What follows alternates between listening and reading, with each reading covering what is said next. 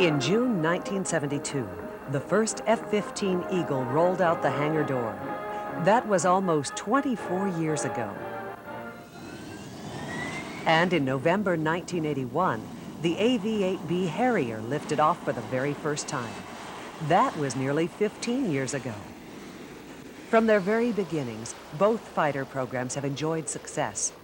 But what does the future hold for the Eagle and the Harrier? You'll find out in this first edition of Flight Times TV.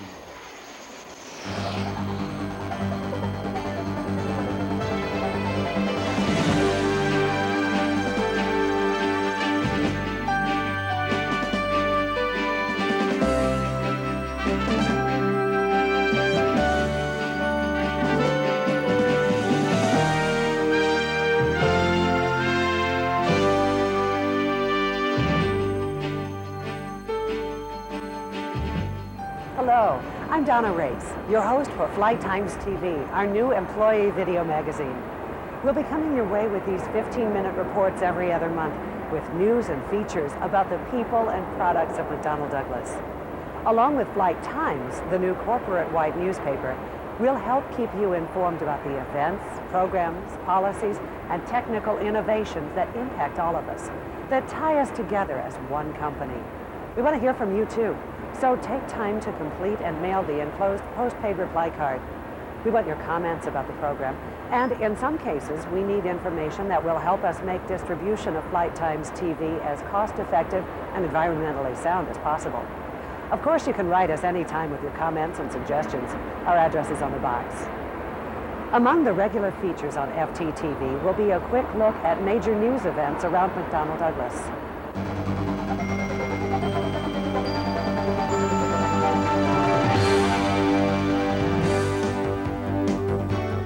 In late April, the Olympic flame arrived in Los Angeles from Athens, Greece, aboard the Centennial Spirit, a specially painted Delta Airlines MD-11. Delta, official airline of the 1996 Centennial Olympic Games, transported the flame in a special safety lantern mounted in the MD-11's cabin.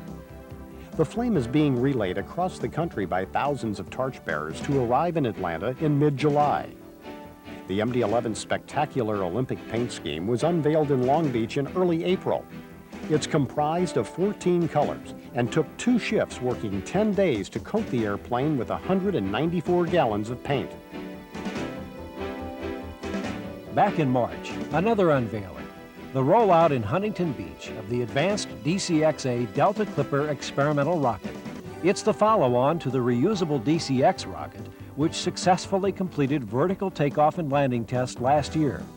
The DCX-A incorporates new, lighter-weight fuel tanks and an auxiliary propulsion system to power its control thrusters. In cooperation with NASA, a new series of flight tests is underway at White Sands Missile Range. Also in March, McDonnell Douglas and NASA took the wraps off the X-36 Advanced Research Vehicle. The 28% scale remotely piloted aircraft, designed and built in just 28 months at MDC's Phantom Works, could change the design of future stealthy fighters. X-36 lacks vertical and horizontal tails, using split aileron and engine thrust vectoring for flight control, technologies that promise to reduce weight, drag, and radar signature. Tests begin this summer at Edwards Air Force Base at a fraction of the cost of a full-scale piloted aircraft.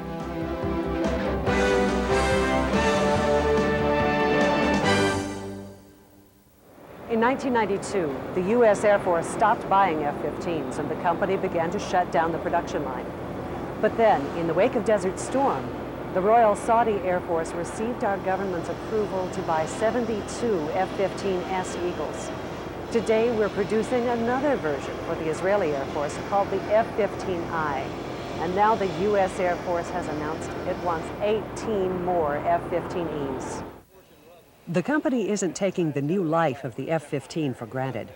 Craig Johnson, Vice President and General Manager for the program, says his team has a strategy to assure the F-15's continued long-term success, and it's based on affordability.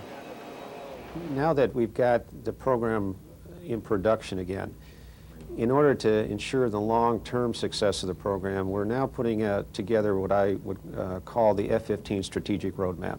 That strategic roadmap is broken down into three segments. One is focused on the F-15S and F-15I and the brand new F-15Es we're going to do for the United States Air Force. A lot of the focus that we're doing in that area is taking this design and upgrading it with design for manufacturing assembly so that we are actually producing it at a lower cost than we've ever done before.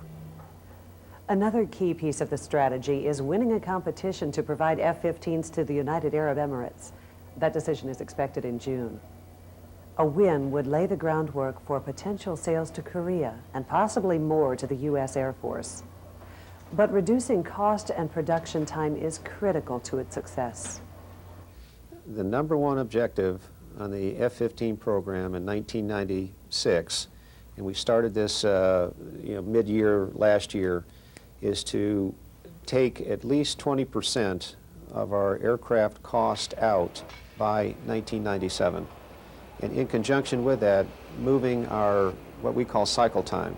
Right now, we're somewhere between a 32 and 36 month cycle time. And we want to take that cycle time down to 24 months.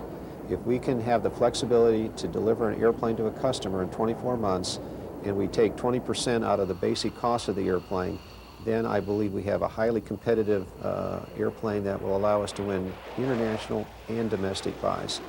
About 25% of an F-15's cost is generated by the production, touch labor, and support labor we do here in St. Louis on the airplane. 75% of it comes from high-value items that come on from other suppliers. Those high-value items include the sensors, black boxes, radar, and computers necessary to upgrade the F-15's performance. And we're working with our suppliers to lower their costs. In order for us to allow these suppliers to reach our cost targets, we're actually going out and asking them now, what do you need us to do to allow you to get to these targets? And it's like opening a floodgate. They say, let me maintain the configuration of my own black box or my own system coming in. Right now, either United States Air Force, for example, or McDonnell Douglas, you yourself and your teams will control every single resistor, every single piece of hardware that I have in my box. And then you tell me you want me to take 25% out of the cost. I can't do it. So let me maintain the configuration control inside. Let me leverage off what our other units are doing in the commercial sense. And we will go ahead and more than achieve your cost targets. Defense Department initiatives to lower costs by streamlining the acquisition process allow us to tap into our suppliers' experience in the commercial world. Commercially based products often embrace newer technology, cost less, and work better than military spec items without sacrificing quality. They also make modifications less expensive. Still, 25% of the F-15's price is driven by our own costs. So among other cost-cutting measures, we're using new lean manufacturing techniques to reduce the number of parts, simplify assembly, and make the airplane more price competitive. We have $5 billion of executable work right now on the F-15 program that we will be executing between now and the middle of 1999.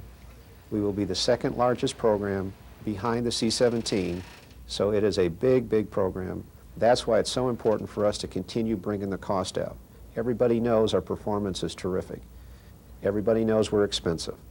If I can get terrific performance and affordable cost, it ensures our future. Even after the Air Force's new F-22 comes online, the F-15 will still be the world's best interdiction fighter into the year 2020. Conservatively, Craig Johnson estimates we could build up to 250 more F-15 Eagles. When we come back, the AV-8B Harrier program.